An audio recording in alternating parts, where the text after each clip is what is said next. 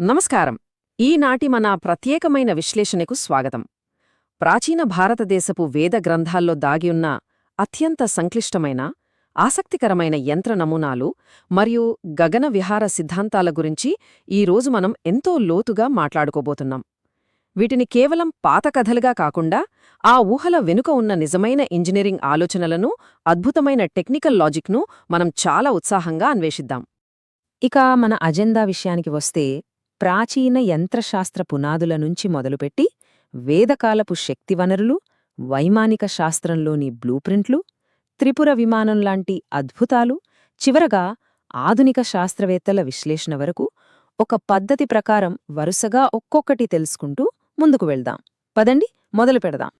ముందుగా మన మొదటి విభాగం ఫౌండేషన్స్ ఆఫ్ ఏన్షియంట్ మెకానిక్స్.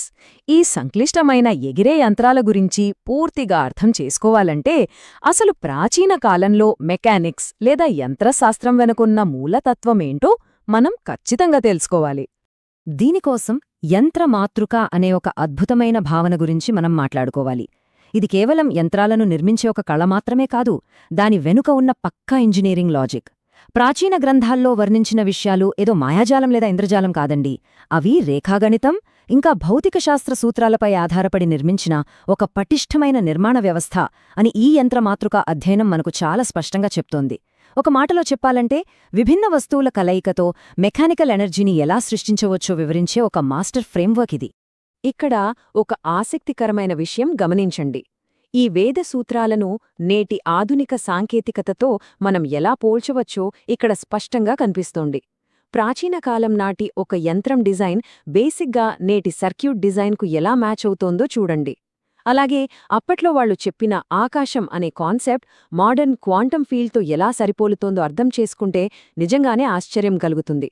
అంటే రేఖాగణిత తర్కం లేదా జామెట్రిక్ లాజిక్ అనేది ఆనాటికి ఈనాటికి కూడా ఒకేనాటి కీలక పాత్ర పోషిస్తోందన్నమాట.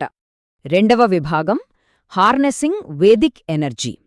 సరే, యంత్రం వెనుక ఉన్న బేసిక్ ఫ్రేమ్వర్క్ ఏంటో తెలుసుకున్నాం కదా. మరి ఈ భారీ యంత్రాలను నడపడానికి అవసరమైన పవర్ లేదా ఇంధనాన్ని వాళ్లు సైద్ధాంతికంగా ఎలా సేకరించేవారో ఇప్పుడు చూద్దాం.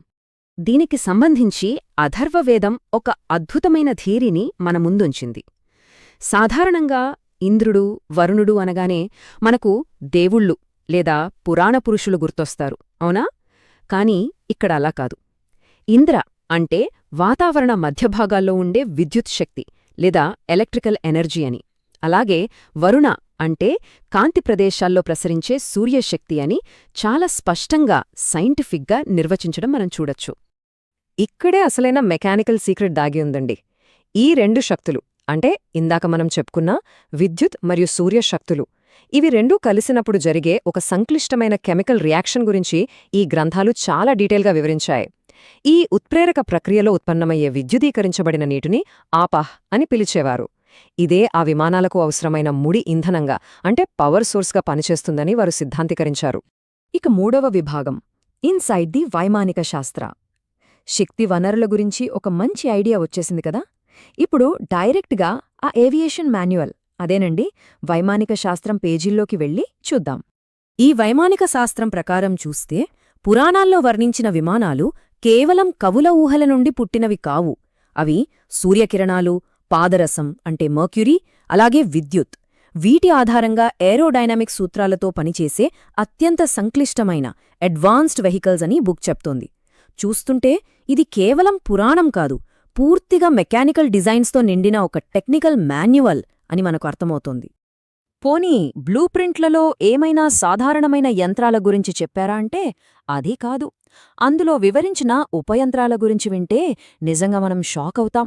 పైలట్కు వాతావరణం అనుకూలంగా ఉండేలా చేసే ఏసీ లాంటి పుష్పిణీ యంత్రం, అలాగే భూగర్భంలో దాచిన మందు పాత్రలను సైతం పసిగట్టే ఎలక్ట్రిక్ అద్దాలు ఇందులో ఉన్నాయట. ఆలోచించండి, ఇది అచ్చంగా నేటి మోడర్న్ ఏవియేషన్ సిస్టమ్స్కు ఏమాత్రం తీసిపోని విధంగా ఉంది కదూ. ఇప్పుడు నాలుగవ విభాగం ఇంజనీరింగ్ ది విమాన. పదండి ఇక నేరుగా ఆ విమానాల ఇంజిన్ రూంలోకెళ్ళిపోదాం. ఈ యంత్ర నమూనాల్లో అసలు పవర్ జనరేషన్ ఎలా జరుగుతుందో మరింత వివరంగా టెక్నికల్గా విశ్లేషిద్దాం. విమానం గాలిలోకి ఎగరడమంటే ఏదో ఇంజిన్ ఆన్ చేయగానే జరిగే సాధారణ ప్రక్రియ కాదు. పైకి ఎగరడానికి ఉద్గమ, కిందకు ల్యాండ్ అవ్వడానికి పంజర, అలాగే సోలార్ పవర్ని గ్రహించడానికి ప్రత్యేకమైన శక్తులు, ఇలా ఫ్లైట్ ఆపరేషన్ మొత్తాన్ని వేర్వేరుగా నియంత్రించే సిస్టమ్ గురించి ఈ గ్రంథం చెబుతోంది. అంటే ప్రతి ఏరోడైనమిక్ మూవ్మెంట్కి ఒక డెడికేటెడ్ పవర్ సోర్స్ ఉంటుందన్నమాట. ఇది చాలా బ్రిలియంట్ ఇంజనీరింగ్ లాజిక్ అండి. ఇక ఇక్కడ చూడండి, విద్యుత్ శక్తి ఉత్పాదక యంత్రం యొక్క డీటెయిల్డ్ సెక్షనల్ వ్యూ ఎంత అద్భుతంగా ఉందో గమనించారా? పాదరసాన్ని, అలాగే సంయోజక పద్ధతులను అంటే కాంబినేషన్ డైనమిక్స్ని ఉపయోగించి విమానంలోని ప్రతి పార్టుకు కరెంట్ని ఒక పర్ఫెక్ట్ నెట్వర్క్ ద్వారా ఎలా సప్లై చేశారో ఈ బ్లూ ప్రింట్లో క్లియర్గా చూపించారు. ఇది వినడానికి అచ్చం మోడర్న్ పవర్ గ్రిడ్ సిస్టమ్ లాగే అనిపిస్తుంది కదా? అలాగే ఏనుగు ఆకారంలో ఉండే ఈ గణయంత్రం డిజైన్ను ఒక్కసారి పరిశీలించండి. ఏనుగు తన తొండంతో నీళ్లు పీల్చుకున్నట్టుగా ఈ యంత్రం ముందు భాగం ద్వారా సూర్యశక్తిని లోపలికి లాక్కుంటుంది.